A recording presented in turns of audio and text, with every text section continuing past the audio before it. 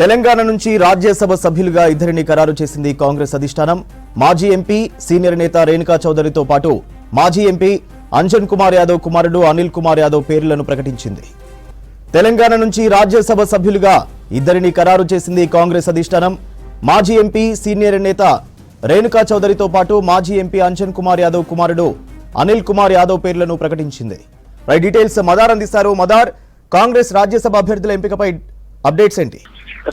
సూర్య, 3 రాష్ట్రాలకు సంబంధించిన అభ్యర్థులను ఖరారు చేస్తూ కొద్దిసేపటి క్రితమే ఏఐసిసి నుంచి అధికారిక ప్రకటన వచ్చింది. ముఖ్యంగా తెలంగాణ రాష్ట్రం నుంచి సీనియర్ నాయకురాలు, కాంగ్రెస్ పార్టీకి సంబంధించి ఖమ్మం జిల్లాలో కీలక నేతగా ఉన్నారు, మాజీ ఎంపీగా పనిచేశారు, రేణుకా చౌదరి పేరును ఖరారు చేశారు. ఇక మరొక అభ్యర్థిగా ఎం అనిల్ కుమార్ యాదవ్, మాజీ ఎంపీ అంజన్ కుమార్ యాదవ్ కుమారుడు, ప్రస్తుతం సికింద్రాబాద్ డిసిసి ప్రెసిడెంట్ గా ఉన్నారు, స్టూడెంట్ వింగ్ లో పనిచేశారు, ఎన్ఎస్యుఏ లో కూడా పనిచేసినటువంటి అనుభవం ఉంది.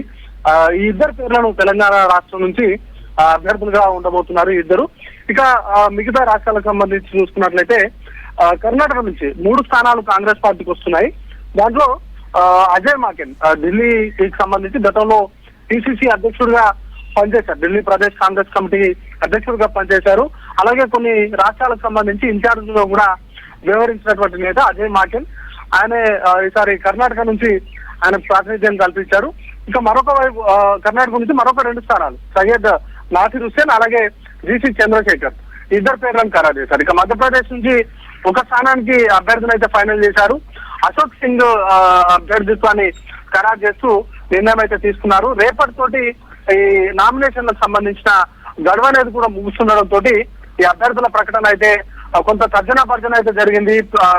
వివిధ పేర్లను కూడా పరిశీలించారు. ఫైనల్ గా ఈ 6 పేర్లను ఫైనల్ చేస్తూ ప్రస్తుతానికైతే ఏఐసిసి అధికారికంగా ప్రకటన అయితే విడుదల చేసింది. సూర్య.